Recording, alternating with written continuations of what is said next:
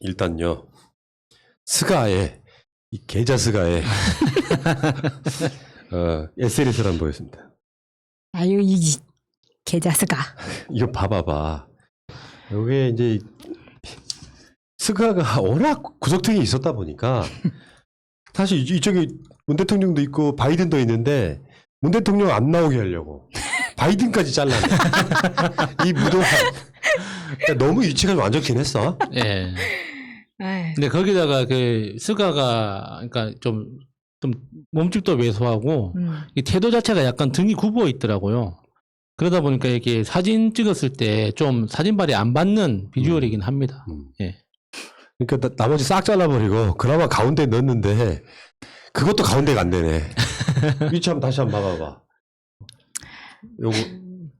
요거. 그나마 가운데가 안 되고 마크로가 SNS냐? 아니 아니 그것도 지금 코너를 영국에서 했으면은 그나마 보리스라도 중간에 세워야 되는데 이건 뭐 완전 이렇게 잘라놓고 이게 너무 지금 우리가 비판받고 있는 무슨 그 정부에서 올린 사진하고 대비되는 거예요. 네. 스가도 이런 짓 하고 있잖아요. 봐봐요. 그 다음 사진 보여주세요. 원래 사진. 이게 물론 뭐 청와대 쪽 뭐 인사께서 이거 올릴 때 아니 디자인이 남아프리카 공화국 네. 뭐 여기는 뺐다 네. 뭐 이런 논란도 있고요. 아니 근데 그건 충분히 그럴 수 있습니다. 왜냐면 남아프리카 공화국 우리가 언제 한번 신경 썼다고 조선일보가 그런 식으로 나오는지 모르겠어요. 근데 그렇지. 또 다른 논란도 있어요.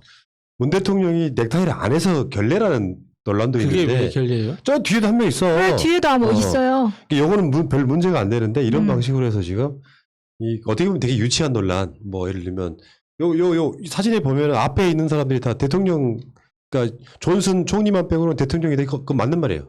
틀린 말은 아니고. 그리고 뒷줄에 총리를 세웠다 뭐 이렇게 이야기를 하는데 나중에 보시면은 G20 같은 데서 보면은 또 그렇게 안 서기도 합니다. 그러니까 요거는 이제 뭐 이 행사를 주최한 영국에서의 예. 자기들 나름대로 룰일 수 있어요. 예.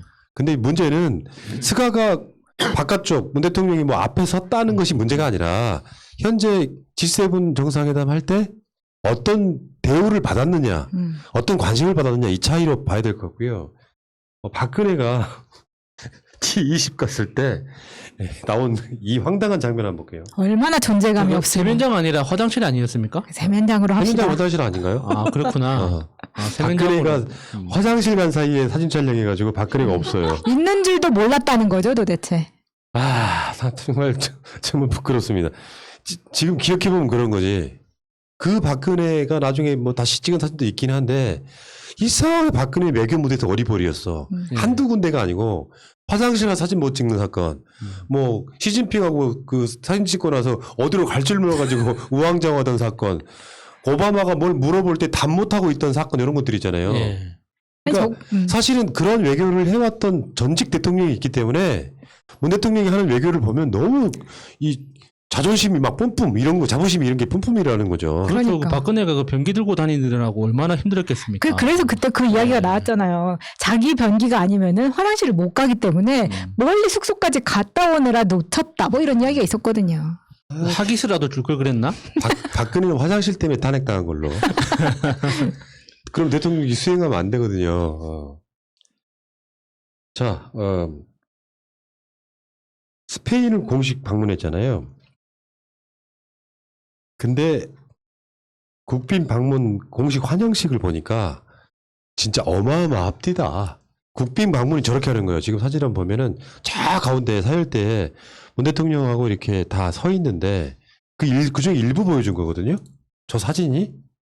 근데 정말 대대적으로 환영하는 행사가 분명히 열렸던 것 같고요. 뭐 비슷한 장면이고요. 그러니까 저건 우리나라에 대한 스페인의 어떤 그 열정, 어떤 그 좀 잘 해보고 싶은 어떤 그런 에너지도 느낄 수 있는 거지만 스페인 입장에서 국민들한테 보여줄 필요가 있었던 거죠. 특히나 이제 BTS나 블랙핑크 같은 그룹들이 우리나라에 비해서 유럽에서 훨씬 더 인기가 많거든요. 그러니까 사실 그 소식들을 들어보면 좀 납득이 안 될 만큼 좀 극렬한 광팬들이 많고 그 BTS나 블랙핑크에 대한 그 열기가 엄청 크단 말이에요.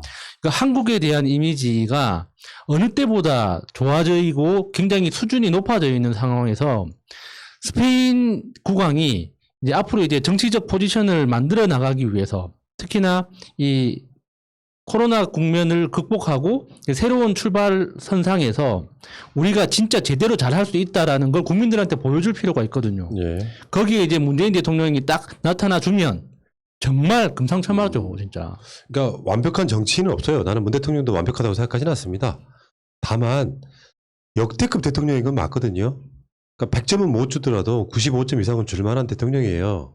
그리고 뭐 이따가 그 주제로 이야기하겠습니다만 외신들은 문 대통령이 정말 대단하다고 치켜세우고 외국 정상들도 서로 만나고 싶어 하는데 오로지 대한민국 언론만 그것을 스킵하고 있더라. 이따가 그 데이터를 하나 보여드릴게요. 아니 근데 이 방송 자체를 국빈 행사하는 것 자체를 왕실 유튜브에 올렸더라고요, 스페인에서. 근데 이거를 본 교민이 이 스페인 젊은 사람들이 저런 걸 본 적이 없어서 거의 아 우리나라도 저런 걸 하는구나 라는 걸 보여줬다는 거예요, 이번에 아, 문 문 대통령 와서. 온다고 저 특별히 한 행사네. 그렇죠. 그러다 보니까 근데 그걸 새벽에 했는데도 그 방송을 한국 사람들이 정말 많이 보고 있었어요. 뭐 실시간으로 막 네, 몇만 명씩 보고 있어가지고 그 위에 되게 채팅창 올라가면서 막 대통령을 외치는 모습이 진짜 막 너무 예. 감동적이었는데 이게 언론이 보여주지 않아도 이제는 유튜브로 사람들이 다 알고 그렇게 보다 보니까 아 노무현 대통령 때도 이런 유튜브가 있었으면 영국 여왕 만나고 했을 때 그치. 우리도 실시간으로 봤을 텐데 이런 아쉬움이 있었어요. 그런데다가 요즘은 기자보다 나은 일반 국민들이 많아져가지고 이런 잘못된 기사들 나오면은 꼭 따박따박 우리가 반박을 하고 계시더라고요. 각 곳에서. 다행이라고 생각했습니다. 자, 스페인의 마드리드 시장 만나는 장면 한번 보여드릴게요. 황금 열쇠. 여기에 행운을 가져다 줄 거다. 저 김영란법 위반입니다. 야, 황금 열쇠예요. 왜 여기 이제 행운의 상징 같은 예. 요거 이제 받는 모습인데 저런 거 우리나라랑 비슷한 문화가 있네요. 우리나라도 금열쇠 주잖아요. 선물로. 생각해봐요. 싫은 사람한테 이렇게 주겠어요? 대통령이 만나서 영광입니다예요, 이게. 그렇죠. 정말 잘해보고 싶습니다. 네, 이런 거죠. 그리고 저렇게 이제 김영란법 위반이긴 하지만 저렇게 대통령 선물은 개인적으로 소장할 수 없고 청와대에 계속 보관됩니다. 역대 대통령 기념관에. 뭐 김영란법 위반은 아닌 거죠. 예. 개인적으로 소장하지 않기 때문에. 그런 장면도 있고요. 아무튼 문 대통령에 대한 그 외교 보도는 한숨 나올 지경이에요. 일단 박근혜가 히잡 쓰고 이란에서 의장대사를 하던 모습 한번 보겠습니다. 이 보도를 하면서 나왔던 그 유명한 언론 헤드라인 있죠. 히잡의 정치학. 아이고 진짜. 패션 얘기랑 똑같은 말이에요. 네. 뭔 의미를 갖다가 이렇게 갖다 쏟아 부어버려. 그 나라 전통 의상 중에 저 히잡 하나를 썼다고 그게 정치학으로 분석해주는 새끼들. 그러니까 그때 뭐 TV에서 뭐 이거는 니캅이고 이거는 부르카고 이거는 뭐 사발이고 뭐 하여튼 뭐 다 이야기해 주더라고요. 그래서 이번에 뭐 박근혜가 쓴 거는 무슨 뭐 두루마기다 뭐 이런 식으로. 예.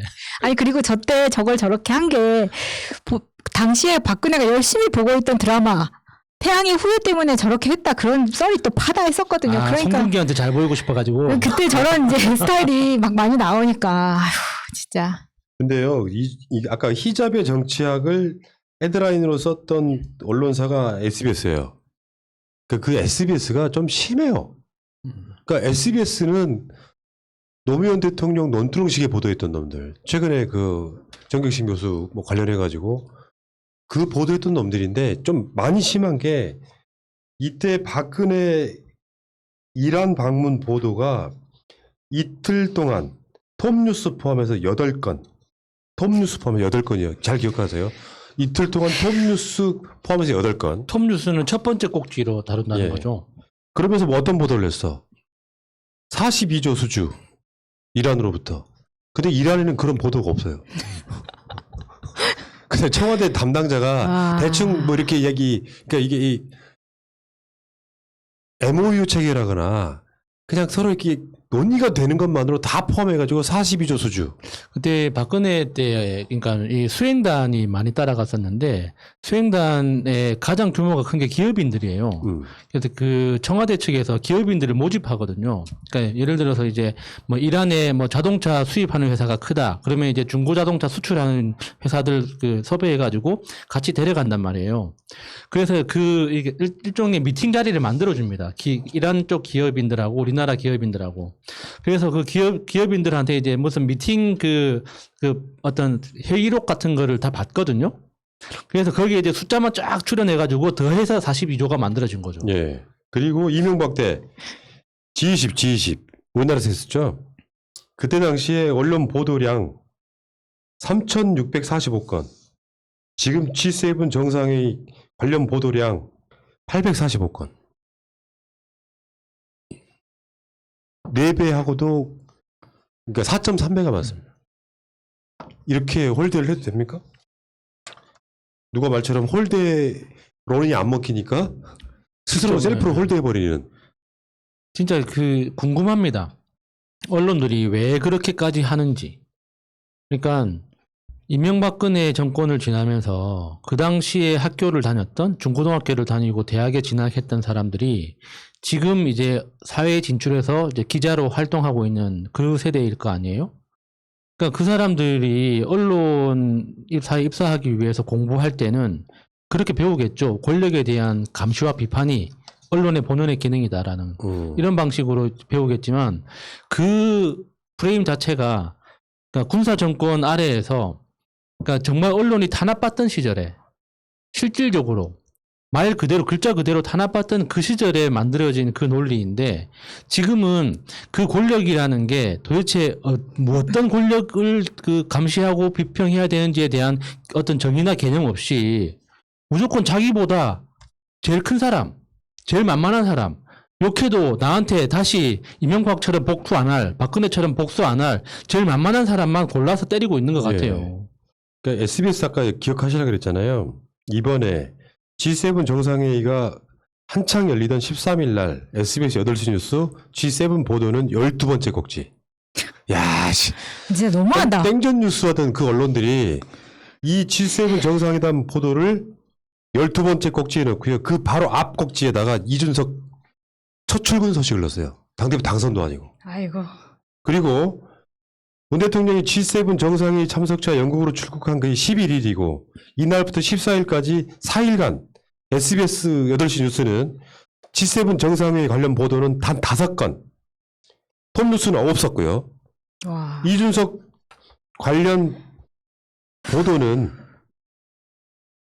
총 9건인데 톱뉴스도 있었어요. 11일 날. 이준석 관련한 보도가.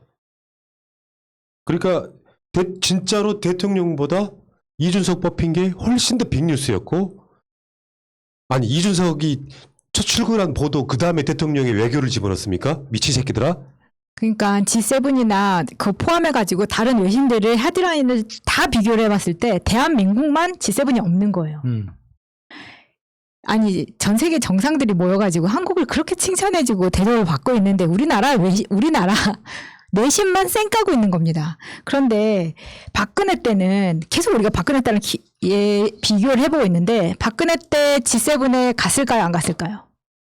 안 가고 아프리카 갔다고 들었어요. 네, 그게 어떻게 된 거냐면 이게 이제 2016년에 G7이 바로 옆 박근혜의 마음의 고향 일본에서 열렸는데 그때 박근혜가 G7을 안 가고 아프리카 3개국을 새마을운동 전파를 위해 갔단 말이에요. 근데 당시 아프리카 일정상 참가를 못한다고 발표를 했는데 제가 진짜 웃긴 걸 찾았어요. 당시 박근혜 청와대가 일본으로부터 박근혜 대통령에게 G7 정상회의에 참석해달라는 요청을 공식적으로 받은 바가 없다. 아니 초청을 못 받아서 못 간 거거든요. 아, 그러니까 G7에 안 가고 아프리카를 간 게 아니라 그냥 아프리카로 바로 간 거네요. 그렇죠. 초청장이 안 왔으니까. 초청한 적이 없다는 거예요. 아, 나 지금까지 잘못 알고 있었네. 초청장 받았는데 씹었다고 생각했거든요. 아, 진짜 너무 어처구니 없어요. 근데 G20은 사실 20등 안에 드는 거랑 7등 안에 드는 거랑은 다르잖아요. G20은 그렇게 앞에서 그렇게 물고 빨고 하더니 지금 G7에 간 거 이렇게 안 내는 건 진짜 비정상이에요. 그 G20 때 그게 뭐 경제 성과가 40 몇 조니 뭐 30 몇 조니 하면서 뭐 G20 개최만으로도 엄청나게 대한민국이 발전할 것처럼 막 언론에서 엄청 호들갑을 떨었었거든요. 근데 그거 끝나고 아무 일이 없었잖아요. 그러니까요. 그러니까 이게 좀 심하다. 이게 어떤 이유 때문일까? 뭐 다학도 분석이 가능하겠지만 조금 더 볼게요. 그 13일 날, 그 피크점이었던 13일 날 G7 정상회의 분석 기사를 다룬 건 MBC와 ITN밖에 없었다는 거야. 다른 언론들은 피상적으로 보도하거나 단편 보도하거나 그 다음에 지상파 3사 및 JTBC 뉴스인데요. G7 정상회의가 톱이었던 건 MBC뿐이었습니다. SBS는 아까 말씀드린 것처럼 12번째. 그 앞에는 이준석, 따릉이. KBS는 15번째. JTBC는 아예 보도를 안 했어요. 아, 이 정도 되면은 이거는 정말로 대통령을 홀대하는, 그러니까 언론 자유주의성이 높아서 그런 건 사실일 거야. 눈치 안 보는 건 맞을 텐데 이건 너무 편파적이고 심하잖아. 그러니까 이게 아무리 정부가 싫고 비판적으로 보도를 한다고 하더라도 그래도 기본적으로는 국익이라는 개념은 있어야 될 거 아니에요. 이게 G7 정상회담에 참석하는 문재인 대통령이 꼴보기 싫다고 하더라도 거기에서 대한민국의 경제적으로든 정치적으로든 이익이 되는 어떤 성과를 이루어냈으면 그거에 대해서 국민들한테 알려줘야 될 거 아닙니까? 그게 대통령 칭찬하라는 게 아니라 이게 세계적으로 지금 다른 강대국들하고 이런 일이 있었는데 거기에서 대한민국이 이런 기회를 잡아냈다. 앞으로 이런 변화가 있을 것이다. 이거 문재인 대통령 이름 이야기 안 해도 됩니다. 그냥 이런 회의가 있었는데 대한민국에 이런 성과가 있었으니까 앞으로 이런 변화가 있을 거다. 그래서 앞으로 국민들은 이런 데 더 관심을 가지고 지켜보는 게 좋겠다. 이 정도 보도는 할 수 있는 거 아니에요. 국익이라는 개념이 안 보이니까 진짜 이해가 안 되는 그러니까 겁니다. 여러 가지 분석이 있을 수 있다고 그랬잖아요. 하나는 반대편 선수인 경우 잘 되는 콜 못 봐. 그래서 보도 안 할 수는 없고 꼭지를 엄청 뒤에 배치한다거나 또 선수는 아닌데 대통령을 빨아낸다고 비판받을까봐 오히려 외면하는 케이스. 진보 언론들이 그런 그 짝들 되게 많잖아. 아니 순방을 기레기를 한 트럭을 데리고 갔는데 그 중에 한 놈도 아니 JTBC는 중앙에 안 갔을 리도 없는데 그걸 내지를 않을 거면 왜 따라갑니까? 관광하러 간 거예요, 그야말로. 아니 왜 데려가냐고 내 말은. 아니 내가 그래서 그 앞으로는 얘네들은 사실 보조금도 받고 이런 데도 따라다니고 하잖아요. 우리는 보조금도 안 받고 정부에서 받는 것도 없고 한데 안 주셔도 되는데 이런 데는 우리가 따라가겠다고. 알겠습니다. 좀 얘기 좀 해주세요. 언론들 이야기. 네. 일단 여기까지 할게요. 네. 이건 말고도 어마어마해요. 진짜 너무 심하다. 아니 그래서 사주 만나서 관상 보고 아베 마리아 부르나 봐요. 그러니까 내가 항상 하는 이야기인데 언론의 존재 이유는 첫 번째가 국익이라니까요. 그 나라의 국민과 나라에 도움되는 쪽으로 보도를 하는 게 정상이에요. 근데 대한민국 위상이 너무 올라갔어. 이런 보도가 되면 정권 교체가 안 될 것 같거든. 그러니까 일부러 쌩까는 거야. 사실은 속마음은 그런 거 아니야. 실제로 대통령이 정말 어마어마한 환대를 받으면서 외교했다라는 보도를 내면 지지율 한 5% 올라가거든요. 그렇게 만들기 싫은 거거든. 좀 심하다. 근데 지금은 노무현 대통령 때랑 달라서 SNS가 있기 때문에 그나마 우리처럼 알고 있는 것 뿐입니다. 여기까지 하겠습니다.